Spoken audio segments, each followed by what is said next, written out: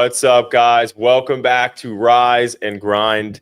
Today's a cool one. We got my guy Nick here from Tacoholics taking Megan's place. He said maybe permanently. I don't want to throw any digs at Megan, but after you hear me talk, that just might be the case. That's it. She's done. No, I'm just kidding. But dude, welcome. I'm super stoked to have you on the show. Obviously, if you are local, obviously somebody watching this from Jersey. Obviously, Tacoholics. So for people who are like, what the is Tacoholics? Give us a rundown. All right. Well, Tacoholics is, number one, let's circle back real quick to, if you've never heard of us and you live in Jersey, that's shame on you. So big shame. Yeah, big shame. But we started as a food truck in 2016. And now in current day, we have 5 locations. We specialize in, I like to call it like Americanized Mexican food. So there's really not Mexican food. It's just some sort of flavors, but we specialize in specialty tacos. So some of my favorite ones, obviously the bang shrimp, fried avocado, some coconut shrimp tacos. We have honey chipotle chicken. We just have an assortment of flavors that I honestly like to eat. It's not all about what the customer always wants. Sometimes it's like what I want to whip up. You know what does Nick want? I love that. So my phone keeps freaking going off here. But now, those are your favorite. What's the customer favorite? Like, what's like the one so far that people are like just go crazy over? So the bang shrimp is awesome. Thank you, man. So the bang shrimp, the honey chipotle sauce is definitely the fan favorite. But like, we just started incorporating new items. So we started doing we're always like build your own, but now we're really keyed in on like signature items. But honestly, a heavy hitter right now is the King Caesar wrap. It's just everybody loves a good Caesar wrap, dude. But the King Caesar is you know what I mean? It's just bagging. So yeah. I love me a good Caesar wrap. I can't lie to you. Now, you guys, so for people out there who maybe don't know this, and obviously you were just on Breaking Barriers. But for people out there who are listening, real quick, like how long you've been doing this? Give us locations, all that good stuff. So we started in 2016. I think it was June 4th, 2016 was our first event. That was actually in Point Pleasant. So it was, same place as the studio. Yeah. And where in Point? So it was, where was it? It was Summerfest at, what the heck is the name of that park? You know the park? Oh, yes. Wait, is that, you mean Summerfest? Oh, yeah. Right next to the post office and stuff and the police. Yeah, it's like the heart of the borough. I don't know the park, but I know what you're talking about. It's like the heart of the borough. Yeah. So that was our first event. It was an absolute disaster. Everything went wrong. Our gases didn't work. Our water wasn't good. We definitely weren't up for inspections, but somehow we drove into the event 2 hours late and we just made it happen. Right. And you got it done. We got it done as usual, dude. So, all right. Bam. All right. So, by the way, for people watching, I'm filling in for Megan right now with this stuff. So Megan is like the tech, like getting it done behind the scenes, and I'm here just trying to figure this out. So shout out to Megan for always getting this done. All right, but last thing though, the one thing I love though, so dude, like food's a hard game to be in. Food sucks. Like it's never. It sucks. It sucks. let's call it it is. But it's like one of those things where it's like at the end of the day, it's like it's tough because food, so COVID happens. And everybody that I know that owns a restaurant, like the talent game got so difficult. I feel like, people don't want to go to work, like whatever else. Like, how have you guys managed that? So the first thing we did, which was very difficult back in the day, but when COVID first happened, I remember I thought I was going to have a heart attack because that was like, I've been in some bad situations up till then, but I said, we opened back-to-back stores. We opened our Red Bank store, we opened our Point Pleasant store within 3 months of each other. We were hitting momentum. We're at 4 locations. We're ripping, and then the world comes to a stop. But in that time frame, it really makes you adjust. But I remember I went home and I talked to my girlfriend at the time, who's now my wife, and I was looking at her and I just go, I don't even know what to do. And then I slept on it and I woke up the next day and I said, one day at a time. That's the only thing you could do in situations like that. Man. One day at a time. And I would run our numbers every day. They were trash in the beginning because what was it? You weren't even allowed letting people in there. Right. We had to get rid of our entire staff. Unfortunately, the owners, and then we kept on all managers. So managers, though, I was glad because they were able to, we were able to keep them getting paid. And, we had to wheel and deal and keep them around, but they really came in clutch for us back then. But me and the other owners at the time, we took no money. So that was the hardest thing because I was just racking up credit cards to live. And that's the stuff that people don't talk about. Everybody thinks it's glitz and glamour in business, but, but when you're literally losing money to be open, and luckily I was young enough and stupid enough to do that because that kept the lights on. So shout out to you guys, man. Yo, where the hell's the hype button? Dude, don't worry about it. Don't even worry about it. Rob's just so dialed right now. Imagine I just had him take the headphones off and go right get the hype button. But anyway, I really commend you for that story, man. And to your point, nobody does talk about that. Nobody talks about the times like you literally were paying to stay in business, essentially. Yeah. Right. And putting yourself in debt just to stay in business. And I got really fat too. And I look disgusting when I look back at that. So I also paid. You look great now. Thank you, man. I paid with my personal appearance. And that's the most important thing. Do not do that if you ever get into a crisis mode. Yeah. Take care of yourself. But dude, you said something that I think is so important that I want people to really listen into what Nick just said there. And you have to take it one day at a fucking time. Excuse my French. But you have to take it one day at a time. And I love that because I remember I think all businesses at some point has been in that position. And like, I remember, any of the times that I've been through those tough times like that, I thought the same way. My mind was like, all I can do is wake up, do the best that I can, work my ass off and try to end the day saying like, I gave it everything. And if I do that and I go all in on my team, I go all in on my clients and I show up for people, like that's all I can do. Right. Like, what else can you do? Right. So I love that you said that because sometimes when you're going through hell, you got to keep going, man. Well, dude, I found something. I went to PF Chang's the other day and I opened up a fortune and I put it on the back of my phone. Okay. It's the little crappiest fortune. It says, be patient and you will be rewarded. Boom. So the only thing with that though, is that might not be a year sometimes. That might be 10 years. That might be 20 years. You might be about to kick the bucket and finally you get rewarded. Well, look at Colonel Sanders of KFC. Colonel Sanders of KFC, like I'm pretty sure he was like in his 50s or 60s when he like actually popped off. Yeah. Like no joke, back in the day. I think it was like 63, dude, which in today's world was like 85, bro. With how they're looking. But he did that, and when you think about it, he crushed it, and he wound up selling it, I think at the time in like the 70s or 60s, I forget what it was, for like $3 million, which was a ton of money back then. Yeah. But then like a few years later, he was interviewed and they're like, yo, you sold this for $3 million. And the company who bought it was valued at $250 million at the time. And they're like, yo, did you undersell yourself? But anyway, point is like, you're right though. Sometimes, man, it takes a long time, and that's why, dude, when you look at some of the companies, perfect example, my buddy who, Eric Weiner. Yeah. So Eric loves Busch Light, right? He lives down south. They all love Busch Light, right? Busch Light, dude. Oof. Yeah.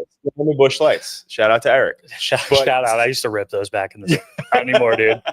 But anyway, I'm sitting here and I'm not a beer drinker, right? So he brings it to, every time he comes like back, because he lives in Charlotte, North Carolina now, he brings like Busch Light to my house.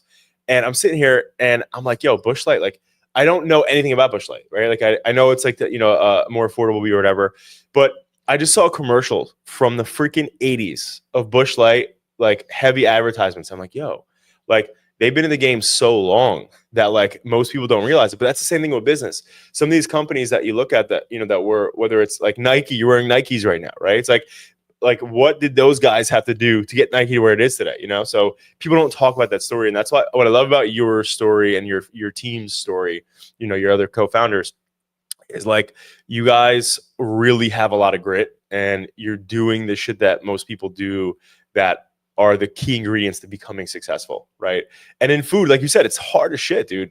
There's no way to bypass like the hardness of it, of opening restaurants, like fitting them out, like getting your brand in there, like hiring staff. They quit all the time, putting in new staff. Like, dude, it's an absolute, you go to war every day. It's battle every day. I don't want to say war. You go to battle every freaking day. Right. But shout out to the guys. And I hope what you said is true. Yeah. Guys, if you're hearing that, other co-founders, I'm talking to you guys, Rob, Lou, Steve, Kazaric. If you know that, just know that hopefully we're almost there. We have the keys to success, gentlemen. We're freaking there. Yeah. We just got to pull it home. Yeah. Got to finish. Well, I think part of the thing though too is just not giving up. Right. And that's the hard part. Like, but if you look at like some of the most successful people in the world, like I said this to you when you were on the podcast. So for people who don't know this, Nick and I went to middle school and high school together. So I've known Nick for a very long time.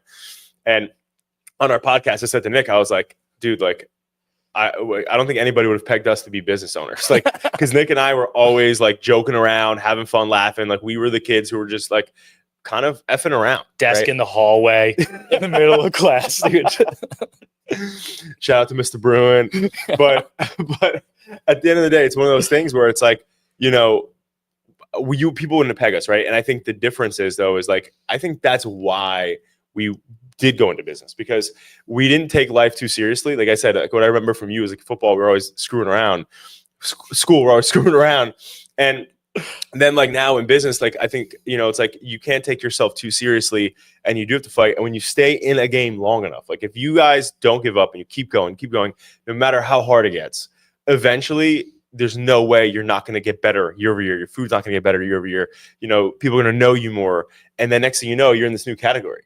Right. And so it's like, if you're around long enough, like you're locked in. And when you think about it, like look at like some legacy brands, right? Like when you think about like laptops, like, you know, like most Microsoft computers or Apple computers, like why is there not a different thing, right? It's like we all grew up with these things. It is what it is, but they've been around so long that they're just legacy now, which is nuts. Where I feel like you guys will be that if you never give up. We won't, or we will. No, we will be that, and we won't give up. Exactly. Yes. So that's crazy that you said that, because I actually saw something on LinkedIn. I deleted my LinkedIn 10 years ago, right? And I re-upped it. So add me on LinkedIn if anybody sees here. I've been slowly grinding. I'm trying to get that 500 plus connections on there. I'm at like 350 now or whatever, but it's been a slow grind. I like it. But well, this is on LinkedIn right now, live. Right, sweet. So go give Nick a follow. What were you gonna say? So the guy, so one of the head guys at Salad House, I know Joe Chaffee is the founder, but there's another guy who came in. His name's Jerry, and it was like, bro, I think it was like 2 nights ago. It was like just 10 o'clock at night or like 9 o'clock at night. He posted something, and it was like a bowl, and he's like, "This was our packaging and bowl. Like I think it was like 10 years ago or something." Right. And then or it was something like around those guidelines. And then he goes, "This is our packaging today." Right. And then like he said something about like the competitions, like bowl. He had like a competition bowl. He goes, "Our shit like 10 years ago was still better than the stuff they're serving today." And he was just like, "Let's go." He was like, I think he hit him with the LFG, dude. Like, let's go. Yeah. So I was like, "Oh, dude, LinkedIn on a Saturday. Let's get it, Jerry." So shout out to Jerry from Salad House. Let's go. He had me rolling, dude, at night. I'm ready to rock. I think I had them on my podcast a couple years ago. Like before COVID, like 2018, 2019. So that's awesome. They're an up and comer, dude. They're at like 20 something stores now. They're rolling. So I'm happy for those guys. That's awesome. Yeah, that's really awesome. I got to say, Rob, you're crushing it on the transitions today. I'm being honest. That's how it needs to be. Shout out to Rob. Hype button. Hype button. Boom. But all right, so what's cool now? We're getting into some topics here. So we got Chat GPT. What do you know about Chat GPT? So I know that I pay $20 a month for the upgraded version, because the free just wasn't giving me all the tools, but the $20 one is good. Yeah, that's what I have too. But they have GPT-5 coming out this summer, and it's going to be pretty wild. I mean, when you think about how fast it's moving, it's freaking insane. Like, what do you primarily use when you're asking questions and like having conversations? Isn't the normal one? I know they have the one that like talks trash to you now, and then they have the video maker one. Are you talking about? No, so I'm talking about just specifically like GPT-4 is the standard one. So if you go on it and you don't like switch models out, you just go to GPT-4. Oh, so I think I'm just on 4. I'm usually on the standard because I use it for specifics. Like, So GPT-4 is good for pretty much almost everything. But if you ever want to have like really, really deep research, like insane, like you go to O3. O3, okay. Yeah, and you pay for that. So you could use it. Not everybody could use that. I'll put that on my phone real quick. Yeah, check it out. We'll go pull it up. Go on it real quick. I'll show you. Pull it up and then go to it. But anyway, so they're going to be launching GPT-5 this summer, and I'm just like what's going to happen next, right? Like, so there's so many good features that happen right now with the current GPT-4. You check it? Yeah. All right. So it's not for every time though, just so you know. So if somebody's like, so for instance, if you're like doing research, you're like, all right, my wife's pregnant, and we're looking for, this one food or milk or what the hell you call it? Formula. What's it called? Formula. Thank you. And you want to do deep research and you want to ask it a million questions and like really be really methodical. That's what that's good for. It like really thinks, and there's a lot of reasoning built into it. and research, whereas like O4 is about speed and like getting you something back quickly. Yeah. Where O3 is not about that. It's about like real deep research. Okay. But anyway, so with GPT-5 coming this summer, I mean, it's just wild because of how fast the shit's moving. And the one thing though, like, I don't know, have you heard about like all the security issues and threats that like are potentially coming with this? No, but I had a feeling that I don't know if you heard Elon back in the day. Elon, I think he was on Rogan years ago, and he was saying how horrified he was of AI. Obviously, he's in AI, but he was horrified because of that right there. Yeah, security. Well, this is the thing. So right now they're talking about like not just ChatGPT, obviously, or OpenAI. It's like everybody's racing like fast as shit to try to get to the best AI model, right? And the super intelligence, which is like agentic AI.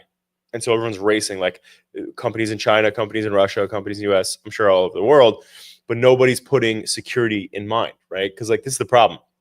Like the best example I think was when Diary of a CEO. Have you ever heard of that podcast? No. You would love it. Diary of a CEO. I'm a big well, give me some other ones. So yeah. Diary. So on this podcast, I'll go back to it. On this podcast, there was an example that was said about AI, and it's like perfect example. When you have a dog and you go to work, right? Like your dog has no idea what you're doing, right? They're just like, you're gone. And then eventually you come back home, like, Stoke, you're back. Like, what's up? Like what they're comparing this to now is quite literally that. Like you don't know what these super intelligent like AI like models are doing when we're not using them. Are they going through nuclear codes? Are they going into super like secure like intelligence that like you shouldn't be accessing? Like what are they doing? So like there's that aspect of it. Like what can it do? Then obviously there's like, you know, pandemonium, which is like they can get into nuclear codes in different countries and just click it because they're like the biggest issue is like the thought of these other life forms that we're creating now saying, I don't need humans. Humans are flawed because we are, right? And they only hurt this planet, right? Like they don't have a useful function. And the example that they gave in a bunch of different case studies was, let's just say in the future, Tacoholics brings in an agentic AI as like, you know, a part of management, right? To like audit your books, which is going to be a logical thing to do in the future. Yeah. And eventually it's going to know more than you know, right? Because you're asking it. And if it does ever get to the scary point of what people are saying, it's like, well, why do I need Nick or Rob or Lou? I don't need you guys. Like, what's the point of it, right? And then as a human race, that's the big issue. Is like, it's like, well, if it knows how to power itself, you know, and do everything it needs to do, humans are just in its way, right? And they don't want to be shut down. So anyway, that's the second one. And the third one is it collapsing the financial like banking systems. So like literally AI, like these super intelligent things getting into, you know, Chase Bank or, you know, Wells Fargo or Bank of America and wiping everything, right? So then like you go, hey, you log into your bank account one day and it says 0. And you're like, what the hell? But it's not just like you call Bank of America and say, hey, there's an issue with my bank account. I have my statements to prove it. It's like there's going to be 300 million people in America being like, I don't have any money in my bank accounts. Like, where is it? And then nobody can prove anything. This is spooky, man. Dude, is there a shut? Is there like a is there a heavy shut off button for all of AI? We need a kill switch. Yeah, but see, that's the biggest issue is that like the answer right now is no, because what great business opportunity, whoever's out there. Though. Yeah, figure the fuck out. How do you kill AI? But that's the biggest thing. So anyway, so like those are the three biggest threats, and when the speed of it, that's the issue. We're focused on speed right now, not security. Yeah. And so there is no, and that's why, dude, there's so many people from OpenAI that like OpenAI is the best. Like GPT is the biggest and the best right now in AI technology. The biggest issue that we're seeing is that most of these people like that are the brilliant engineers that like and coders for AI left because of security threat. And like one of the guys, I forget his freaking name now, he left and started like an AI security company to try to like do something about it. And it's concerning. When you have Elon Musk, who was an initial investor and is a founder in OpenAI, saying like what they're doing is dangerous. Like, dude. And there's a video clip of Sam Altman from 2015 saying, like legit saying, like AI is going to take over humanity, but in between now and then, it's going to be a good business opportunity. Like what? Dude. Like what? That's the problem with some of the, and I'm not calling Sam Altman like a robot, but some of these guys, they think like a robot. They think in only business, and you lose humanity. And this is why I don't know. I don't ever know if I want to do the chase to be a billionaire, because sometimes you get there and you're just in a whole nother level of thinking, dude. And I don't love that. So yeah. Well, listen, sucks. it's different. I mean, you know, a lot of the billionaire clients that we have that I know personally, or even like really, really high, like multimillionaire clients, it's like there's so many different, like you get different things. Like one of my clients who is like right under being a billionaire, he like works with lobbyists and like tries to push things, and like people come to him for things, like he can't trust people. It's just like a crazy thing. You know? But when you're at that level, it's just wild, because it's like, it's just one of those things where it's like, to your point, like you have, but also, and I didn't bring this up. I'll say this right now, but there's this also recording right now that's out there. And I heard this in a closed door meeting. But this really successful like investor in AI, he's one of the biggest like capital investors, his firm in AI, like went on record public saying that he's currently building a bunker and all this stuff right now. It's not funny, but right. No, it's crazy. But like he's building a bunker, and he's getting 6 months to a year worth of food, resources, water, oxygen, all this stuff like that for the bunker, because he thinks it's going to take 50 to 100 million deaths from AI just like causing chaos and wreaking havoc for like everybody to stop and be like, all right, we need to focus on security. So like he's building this right now in the middle of nowhere, like Midwest, and he's like encouraging everybody to do that. Like legit, like, and my wife knows this. Like I literally, after I heard this a few weeks ago, I was like, all right, the worst case scenario, I'm a doomsday idiot. But like I went and got a bunch of stuff just to prepare. Like it's like, dude, one thing I didn't mention is like the power grid going down, because they could pull down the power grid technically. Yeah. So it's like if we don't have access to extra stuff like food, and you know, and obviously the power's out and all this different stuff, like eventually, like what are you gonna do? Like, you have to make your own food, you have to figure your own stuff out.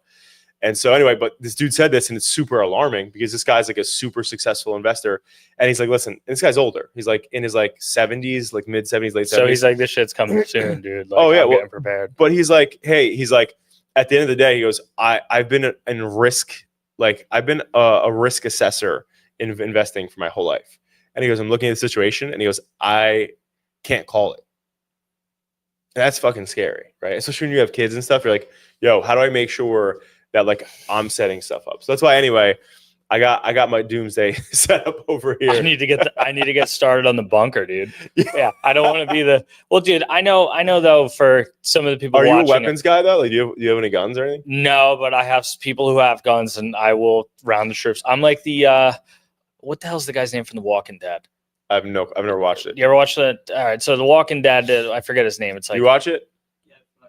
Rick. Is it Rick? Yeah, Rick's like the leader. I feel like I'll lead the troop, but like you got to have your Darryls, dude. The guy who's good with like the bow. I think it's Daryl, who's just like your assassin, dude. The guy who kills all the zombies. Like, I'm gonna find that guy when shit hits the fan. Or I should probably take up some lessons. Maybe I'll get a crossbow. Yeah, but it's interesting, because we went from being in a world where we were like so heavily focused on just technology, and like everything's being lazier, and obviously AI is supposed to make things a lot more streamlined, and we don't have to think as much and do as much. But in a world where it does like take over, hopefully it doesn't. I pray that obviously it does not, and like we figure this out before it's too late. But the dude who's the godfather of AI, who's been doing AI for 50 years, like 50, these guys, like he's been doing it for 50 years, not the investor, different dude. He sold his company, went to Google, left Google, and is now cautioning everybody about this stuff. And he's like, that's my mission. He's like, when I was building AI, I didn't know like what AI was going to turn into. He's like, I didn't realize that it could take all these jobs, and that, you know, that it could, you know, eventually say that, hey, we don't need humans anymore. Like, let's get rid of them. Yeah, greed takes over. And then I think the technology push, even for the past, like 30 years now, it's crazy. And I know like some of the guys, you know, they're getting a little bit older now. I mean, look at like your Steve Jobs, your Bill Gates, your even, I don't want to say Bezos. Bezos is what, in his 50s? Elon's in his 50s, but like they're not that young anymore. Bezos is older. Let me see. Keep going. But now like you have some of these, these world changers, and they're getting older. So it's like, and now you have a new generation of Jeff Bezos is 61. Is he 61? Dude, that dude is just jacked the fuck up. Let's get some positivity in here. Shout out to Jeff Bezos for getting on TRT, dude, and just absolutely hammering the gym, dude. That he looks like up. a different dude. Bro, 40 years old. I'm getting on TRT, bro. Yo, by the way, I was dead when I saw the meme where it's like, you're not ugly, you're just broke. It showed him after the fact, and homie's just jacked, stacked up. Like, he had a couple whiskers of hairs on his head before Amazon was really crushing it. Just looked like a total nerd. Skinny as hell, and then dude's like a multi-billionaire. He's on his like massive yacht, and he's got like just fucking abs of steel and looks great. Just an absolute shout out to Jeff. Dude, by the way, Bill Gates is 69. But Bill looks 69, dude. Yeah, and Bezos looks like 47 maybe. Yeah, Bezos could shave off 14 years. But even like what's Elon? Elon's I'm assuming like mid 50s. I want to say 55, 56. 53. Okay. So, all right, he's young enough. But that dude has so much going on too. Like, how long can some of these guys keep going? Especially with I don't know. Just I feel like in the news in today's world, it's very difficult to stay relevant or even want to stay relevant. You see every president when they come out, dude, they look like 50 years older, dude. I know. It's stress. Well, Obama, I think Obama was like the craziest one I've seen because he came in with a head full of black hair, looking young and vibrant, and then the before and afters were nuts. Yeah, his hair was straight gray. Like 4 years, put miles on my man. It's tough, dude, because you got to make everyone happy, and that's the key component to life. You can't make everyone happy. Get your damn priorities straight to figure out who you should make happy, because that's a big issue, man. By the way, real quick, let's play a fun game. How much do you think Elon Musk's net worth is? Dude, I know he's the first one who's gonna. I don't know, $650 million or $1 billion. So no, 409 bill. That's crazy. Yeah. I knew it was. Remember back in the day? Imagine? Like 5-10 years ago, I feel like the head was like 150 or something, or it was like something around there. Yeah, it was like 99, 100. Crazy. All right, our last topic here is so Oakley and Meta are partnering up, and they're dropping the Oakley Meta glasses. So you ever see the Ray-Ban Meta glasses with cameras on them? Yeah. So I got those. I've been testing those out. Those are cool, but the problem is like, it's like I have the ones that in the sun it gets darker, the lenses, and then obviously inside I can wear them as like clear glasses. But the only issue is like you're sitting there, it's cool, but like, it's like I don't know. I don't love them yet. But Google is coming out with ones that like legit. So this is crazy. If you wear like prescription glasses and you have them on all day, let's say like, it's like 4 o'clock, you're going to leave your house, you can't find your keys. It records your entire day. So it's like you left them by your bookshelf, and it sees and remembers everything from your day. Like, how insane is that? It's crazy, but does that spook you a little bit now that we're in the AI talk that kind of it tracks your every single everything? Move? Are we going to be able to do anything with? I mean, I guess that's good for some horrible people out there, but like, I don't know. Let's say you're going at the end of the day, you're like telling your wife you're like eating clean, and you go to grab like a yodel or something. Like, this shit's gonna catch everything. Like, there is no getting away with anything. No, dude. By the way, do you like yodels? Is that your thing? Nah, dude. I was just trying to think of like a snack. I was gonna say like what is your snack though? Dude, my snack all time. What is the snack? All right, the snack. I don't know. I try to say I love ice cream. I like that he grabbed the belly when he did. Yeah. He's like, what snack? He's like, what snack do I like the best? I don't know. I'm a big ice cream guy, dude. You hit me with any ice cream, dude. I'm like a plain Jane, like flavored ice cream with whipped cream and M&Ms. It's the go-to every time. I love it. So plain Jane ice cream with M&Ms. All right, just vanilla? Nah, I'll do any flavor. I'm a weirdo, dude. There's something new. Like, I always heard like, what the hell's the one? Rum raisin. I'm like, what the hell's this rum raisin? Give it a shot. It's pretty good. I'll eat anything, dude. That is absolutely insane to me. What? That's crazy. Rum raisin ice cream. No, I just yes, that's crazy. But I just stick to what I know. So like if I'm getting ice cream, I gotta get chocolate. Just straight chocolate. It's got any kind of chocolate. Like again, if you go to like shout out to Sundays, they have this thing called I think it's called Midnight Moon or Half Moon, and it's just like chocolate brownie, like cookie dough. I don't know. There's a bunch of good shit in it. Like I'll kind of mess with those things, but also like last night, like we just went to ice cream with my kids, and if I'm getting stuff with the kids, I'll do a soft twist, right? But I'm from up north, so I call them Jimmies. I got brown Jimmies on them. Okay. I don't know if they're brown sprinkles or chocolate sprinkles, but they're chocolate Jimmies. What do you call them? Sprinkles? I call them sprinkles, but do you call it pork roll or Taylor ham? I grew up calling it Taylor ham. Oh, dude. Dude, because I'm from up north. Yeah. You know? So I grew up in a household where my family was like, all right, who wants a Taylor ham sandwich? Like, that's how I grew up, you know? So it's like, that's why, but like now though, I'm married. My wife's from down the shore here. So she's always pork roll. So now I say pork roll all the time. So like, it's just my environment, you know? It's like, I really don't care either way, but it's like, Jack is always like, you know, cause she'll be like, what, are we going to get a pork roll? I'm like, yeah, let's get a pork roll. I also hate the reaction I get. If I'm at like Barron's, or if I'm at like some place and I'm like, hey, let me get a Taylor ham on a blank, they're like looking at me, all right. If you go into Johnny Pork Roll and say that, he'll like throw you the fuck out. Where's that? Johnny Pork Roll's in Red Bank. He started as a food truck, but he's in Red Bank by a Red Bank store, but he's funny, dude. That dude's a legend. But I love it. Pork Roll Johnny, dude. Not Pork Taylor Roll Ham Johnny. Johnny. So, you know, he didn't call himself that, you know. It would have been better if it was Taylor ham. I don't know. Either way, again, I'm 50-50 because my wife, all right, she says pork roll. She's from Tom's River. But all right, dude, before we pop off here, you know, first off, thank you for coming in. I know you obviously been busy. Nick and his wife are expecting a beautiful baby soon. Yep.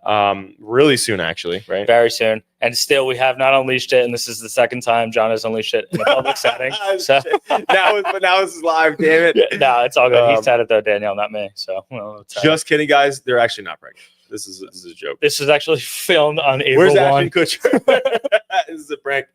But nonetheless, you know, where can people find your stores? Plug yourself real quick.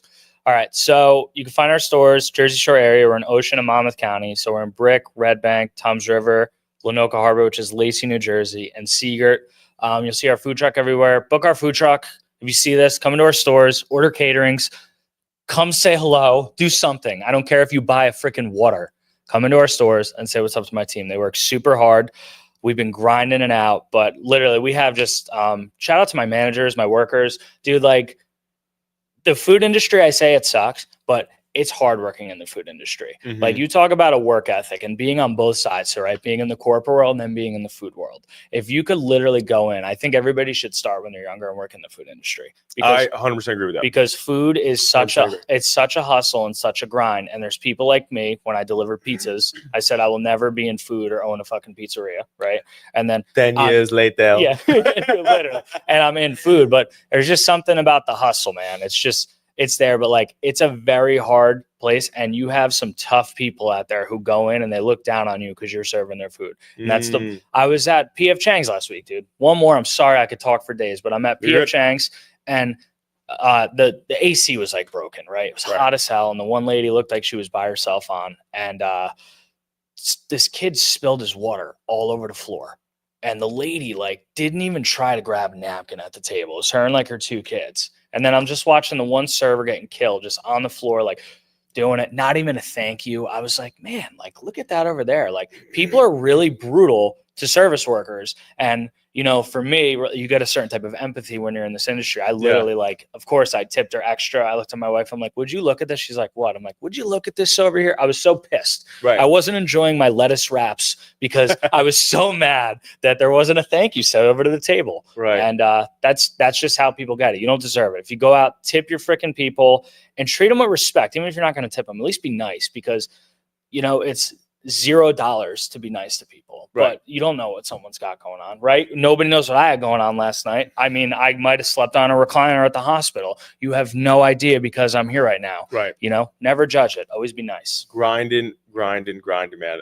And honestly, you're right. There was one time I was at Five Guys, and the dude who was like the guy behind the counter taking the orders, like was sitting there.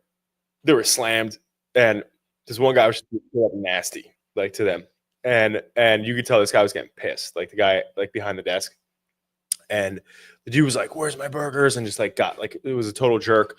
And long story short, you know, he's like, the guy behind the counter was like, "Dude, we're doing the best that we can. Like, give us a break. Like, you know, like we're cooking your burgers, man. Like we're trying to do the best. We're getting killed back here, right?" dude. And I'm just sitting there. I'm like, all right, like maybe the guys like we also don't know what that guy's going through, right? But it's like at the same time, it's like to your point, it's like you don't know what people are going through. Like, be nice. I'll never forget. There was this one time. It's funny. Like my team always knows I'm a forever optimist, and there are so many times like over the years where like I've been in bad circumstances with my team or tough circumstances, and I'm always like trying to find the positive twist. And it's funny. One day we're on our way to New York, right? I'm in a pinstripe suit on my way to New York, Like right? Bickle? like the Bicks, like the Baconators. And I'm on my way up, and my car runs out of gas, right?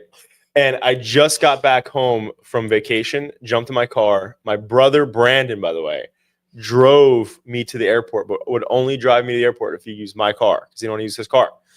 And I told him, yo, because I was running out, and I was like, oh, yo, throw some gas in it and whatever, right? I'll give it back. I'll Venmo you, right?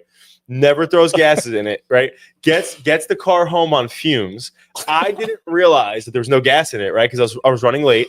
Jump in the car, go. I pick up my media team. Get in the car. We're on the parkway. All of a sudden, my car's like, right? And I'm sitting here. I'm like, what the hell's wrong with my car? And then it's like just stops in the middle of 70, like on my way to like Manasquan. The worst place in the world on a main so road. I like just barely hover over to the side of the road, right? I get out. It's like the summertime. I'm in a pinstripe suit. I'm sitting there. And I'm looking, I'm like, what the hell's wrong with my car? I don't even think about the gas. Because I'm like, there's no way I'm out of gas, right? I'm looking around. I like pop the hood. I'm looking at, and I'm in a pinstripe suit, dude. Everyone's beeping at me, honking at me. Asshole. Like, I see that I'm running out of gas. I ran out of gas. So I literally walked down 70 in a suit, right, sweating. And my crew is with me, right, filming. And they're busting my chops. He's like, yeah, try to be positive now, John. And back to this whole full circle moment. Go to the gas station. I'm stripping bullets, dude. I'm getting filmed while I'm dripping bullets, and they're like busting my chops. And anyway, so they go back to the car. I'm talking to this guy who's pumping the gas, and he looks miserable, right? Like the dude pumping the gas looks absolutely miserable.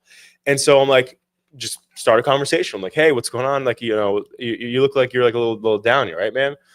And long story short, dude, got into this whole deep conversation with this dude while he's filling up this gas tank, so I can walk back to my car and fill like my tank back up. And dude, the dude was like suicidal. And he was like, he opened up to me and he's like, I'm just super depressed. He had all this stuff going on with his family and stuff. And I had a really good conversation with him, you know? And it's like the whole point, if you're just listening right now, Nick was talking about how like in any industry, when you're like, whether it's a server, somebody at a front desk, a barista, whoever, like be respectful, be nice, because you don't know what these people are going through. Like this dude, so like the joke of the situation with my team was, oh, John's always so positive and optimistic. Like, you ran out of gas on the side of the road. Like you're dripping, sweat. And I had a good conversation with this dude in that situation. And that was like a moment that changed my life forever. Cause it was like, dude, like I was pissed. I was honestly low key pissed. Like I was hiding it, but I was pissed with my, like being in the situation and having to walk that far to go get gas. But I met this dude, and I got to have a good conversation with him. And like, anytime I go back there, the dude actually, this happened before COVID. It's like 2018, 2019. The dude's still there. And anytime I go back there, like I'll talk to him from time to time.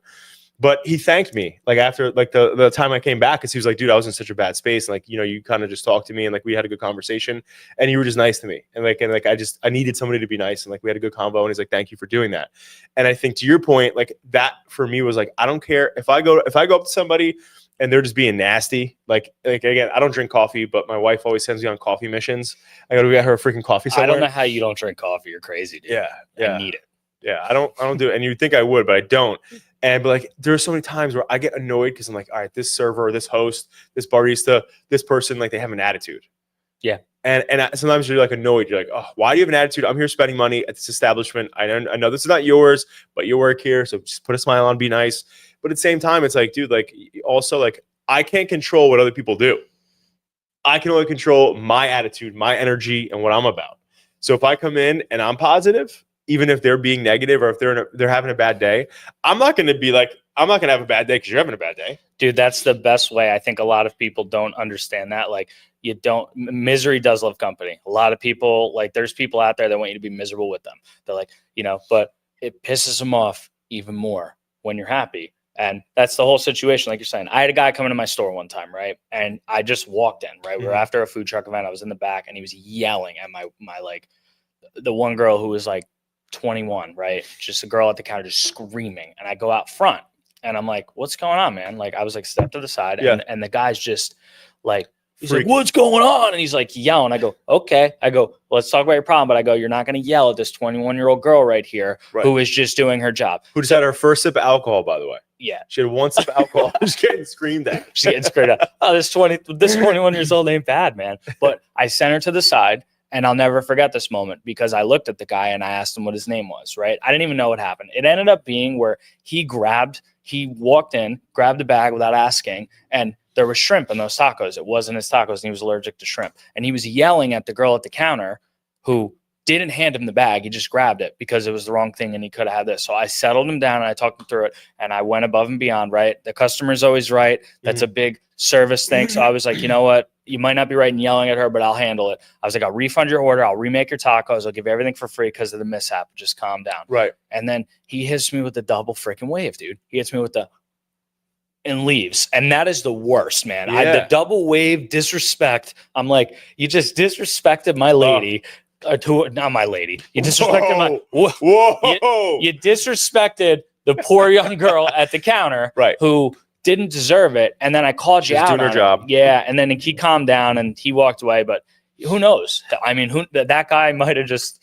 Did he slam me with the Google review? No, he didn't, because I think he felt so stupid about it. But who knows? But again, like, if you're watching this guy, I forgive you because. You know, there's no need to be like that, but like, I forgive you because everybody has a bad day. If you talk about circa 2017, 2018 Nick, right? That dude was an absolute jerk off. Right. Like in business, because I thought you're young, right? You're 25, 26. You got to run miles. You got to run marathons. You got to be a jerk off. Right. Now I'm like excessively nice. I'm like, because I try to make that character of, I hate that version of myself because I was mean for no reason. Right. But dude, you know what though? Like, I mean, I thought you handled that right, but you said something that just really made me think.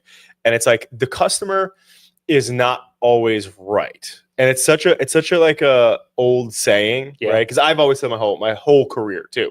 But when you think about it realistically, it's not about the customer being right. It's about just taking care of the customer, right? And you did that. And at the end of the day, it's like, you know, like, don't scream, don't yell. Right. And I remember, dude, when I was in food, I was a server at Ruby Tuesdays. Shout out to Ruby's, RIP. I was at the one in Howell. Are they completely done now? I don't know any ones that are open anymore.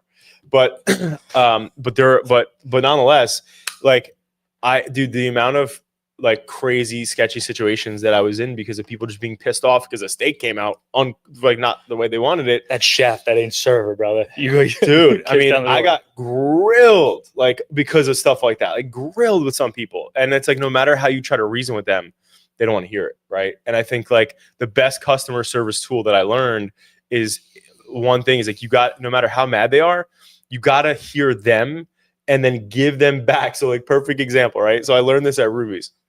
So picture I bring you out a steak and you're pissed off, right? You're like, yo, I ordered this medium rare and this is medium well, right? So I came out, right? And you're like, John, what the hell? Like, this is not cooked right? And I go, are you kidding me? They didn't cook that right? I don't want to be involved in that, right? I'm like, I'm going back to, I'm pissed. Like, so now they're like, yo, he's on my side, right? Because before it's like, oh, all right, I'm so sorry, sir. Like, when you're apologizing, you're like, I'm so sorry. Like, that steak is wrong. Like, oh my goodness, let me go do something. Now I'm wrong, right? So what I learned after doing it a million times, like, you know, because obviously the staff at Ruby's wasn't crushing it all the time. So the chefs or the cooks, whatever you want to call them. So I then joined the client's team. And I think that's the key. Like, you have to join the customer's team so that they understand that, right? So if I was in that situation going back in retrospect, I'd be like, what, they put shrimp in your tacos?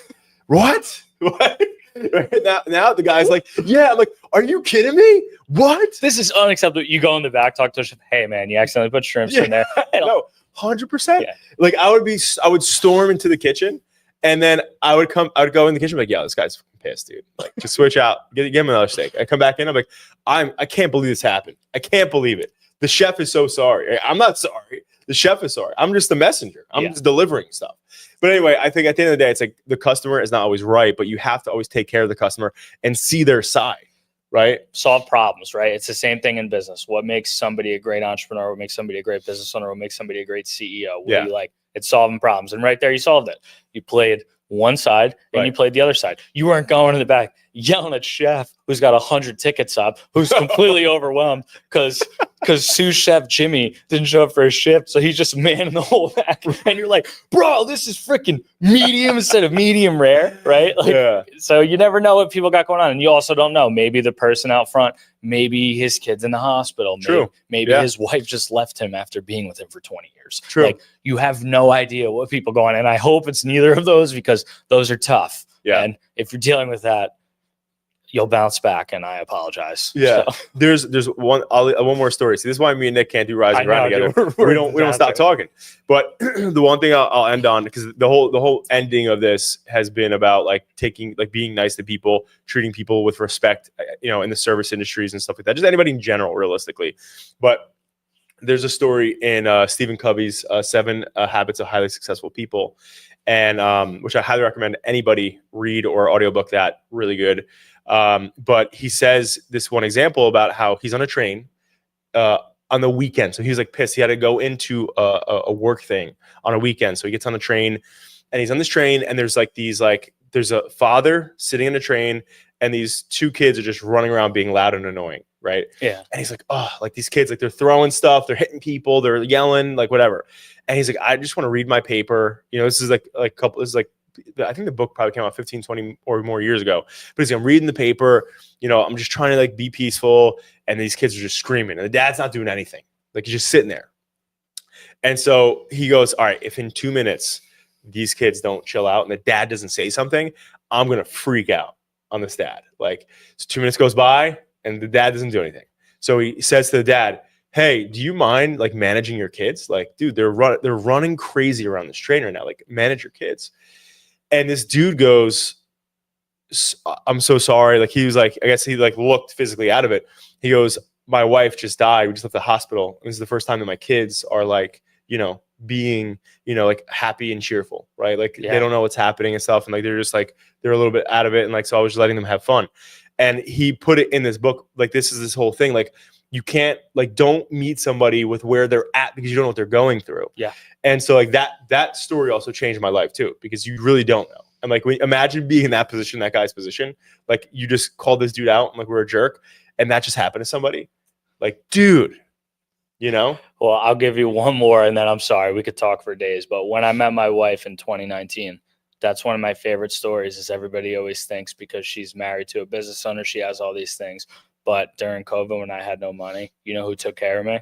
My freaking wife. With what money she was making at her job and what she was doing, she took care of me, man. She picked up the tab. She did a lot of stuff. And, obviously, like, people are giving out there, but everybody thinks, because she's out there and she has a specific, person she's with, because everybody misconstrues what a business owner is. There's a lot of business owners out there, FYI, to everybody out there, who don't have any money, and you don't know that. Some people are just in a tough industry and they're a tough economy and there are other things like that. But also, don't ever judge a book by somebody else, because someone's character is, when you're the business owner and you're eating it and you look like crap and you're doing everything you can, and everybody thinks they only see the good, right? In those bad moments, though, it's the same situation. Just like you said, you never know what someone's going through, but you also never know what somebody's doing for somebody else. Somebody might go home. They might have a sick person at home. They might have thrown their entire career away to go take care of an ailing, like, I don't know, child or spouse or parent. Like, that's where life gets real. And I think that a lot of people don't understand. And I don't like to say a lot of people. I'm sorry I keep saying that, but people do not understand what other people are going through. You don't know, because everybody dies every day, right? Everybody has problems every day. We all go through the same stuff. So try to see it a little bit through everyone's lens. Just because you have a problem doesn't mean somebody might not have the same problem. Right. I know we talked about it. Some people have alcoholic parents. I think we talked about this on the podcast, and some of them become that same person, and then some of them rise above it. But again, like, I'm okay with both, right? I want both to succeed. I want one to kick the drinking habit, and I want the other one to, inspire others. It's just, try to think above all of that. Be a good person you could work on.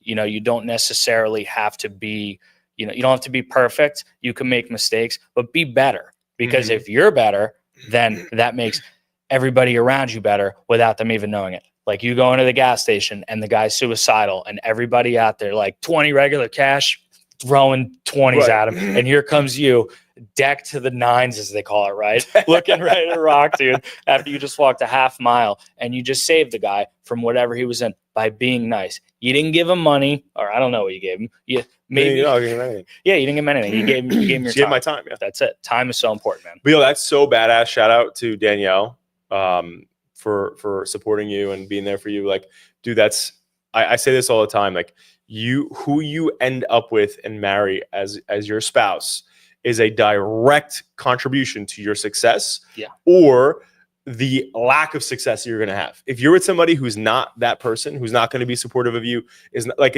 dude, like you said it perfectly, man. Life is effing hard. Business is hard, right? Work is hard for you people out there who just have a job. Yeah. That's tough too, man. That is tough. Yeah. And then when you add kids into the element, that's really hard too. And at the end of the day, like, if you have a partner who's supportive when it's tough, not when it's easy. People get divorced and all the time. Like, business owners get divorced. I don't know the actual statistic, but I would assume a lot more than other people, because it's very hard. It's draining on your relationship. You're never around. You know, obviously, like you said, there's a lot of times you're walking around, you don't have money, you don't have stuff going on. And at the end of the day, like, if you have somebody who's going to be a ride or die and show up when things are really tough, that is the person you want by your side. That's the wife that I have, that I'm so grateful that I was blessed with. Shout out to Jack. Button. She is my freaking rock, man. But it's like, I love that for you with Danielle, man, because people probably don't know that about you guys, you know, like, and like, in order for you to get ahead, like, you know, as a couple, right? Because you guys are one. You guys are not two. When you get married, like, you become one. You're a team. It is not about just Nick and then, you know, and Danielle, like, as a separate. I mean, obviously, you have your separate lives, but like, you are one. You have a family, you know, whatever. So I love that, and I just hope. I wish that for everybody out there. I wish that for the people out there who are, you know, if you're in a relationship right now, Rob, zoom in on me, man. Get me locked in here. I'm about to freaking talk to somebody's soul right now. If you're in love with somebody who doesn't support you, okay, and you're just in it because they're, you know, you're happy, you know, for the wrong reasons, physical reasons, whatever else, looks, blah, blah, blah. I'm telling you right now, when life kicks you and, you know, where the sun don't shine, you do not want to be with that person. Don't be with somebody who's fair weather. If somebody is showing flaky signs, if somebody is not showing up for you, or they see they're not there for you when things are a little bit tough, or they're not giving you good support, do not marry that person. Hopefully, I broke up some bad relationships here, because at the end of the day, I've been through some really, really tough things in my life. You know, whether it's my son's heart condition, being at the hospital in the middle of the wee hours of the night, you know, or things in business like you were sharing earlier. And having Jack there to be 100% supportive and taking over in some cases, dude, and like just like holding shit down has like showed me like, wow, like you want somebody who's going to be the person that you need, not when things are just good. Like, that is when shit's easy. And that's why I always say, like, in business, that my team all knows, it's like, I don't judge people by like, oh, when things are good, like things are great when I meet you, or if I just hire you, it's like, oh yeah, everything's great, right? It's like, but what do you like when your back's against the fucking wall? Yeah. Like, that's what matters, because that's when your true character comes out. Like, are you stressed out? Are you hard to work with? Like, and that's what you don't want in your relationship, because again, I've seen a lot of people get divorced, whether they're employees or business owners, and they're with people who are just selfish and they're not about the unit. You know what I mean? So anyway, really happy to hear that with you and your wife. That's really fucking awesome, man. All right, guys. So bottom line here is, you know, again, go check out Tacoholics, man. It was so good to have you on the pod today. I mean, not the pod, the live show. We're really stoked. Congrats on staying in the game and not letting, like, you know, the challenges, you know, stop you guys. Because I know it's hard. I know it's freaking real hard, you know, but you're doing the right thing, man. And one more time for the people that are watching right now, where can people find you? Stop at our store in Brick, Red Bank, Toms River, Lacey, Seagirt, and I'm going to say it one more friggin' time for the people out there. Book the GOAT, the greatest of all time. Book the Rattlebox, aka our food truck. Thing ain't got no shocks. We're just bumping up when we're driving. Get out there. Come see the guys. Be nice to my employees. Be nice to the owners. Be nice to the managers, and understand that you take care of them and they'll take care of you. I love it. Sometimes that's just niceness. And if you have a bad day, go in and see one of our guys. Hopefully they're nice to you, because good service means everything to me. So 100%. Thank you so much. I love the Rattlebox. I love it. Dude, it's Big Betsy we call. We got a couple of nicknames. Betsy? I don't know why, but someone I love slapped the Betsy. truck, goes, let's get on Big Betsy, dude. That was like 10 years ago. That was my mom's, that's what we used to call my mom's Cadillac back in like the 90s. Big Betsy? Old Betsy. Old Betsy. But anyway, guys, shout out to Tacoholics. Go check them out. We'll see you back next Monday, 9 a.m. Have a great day, guys. Later.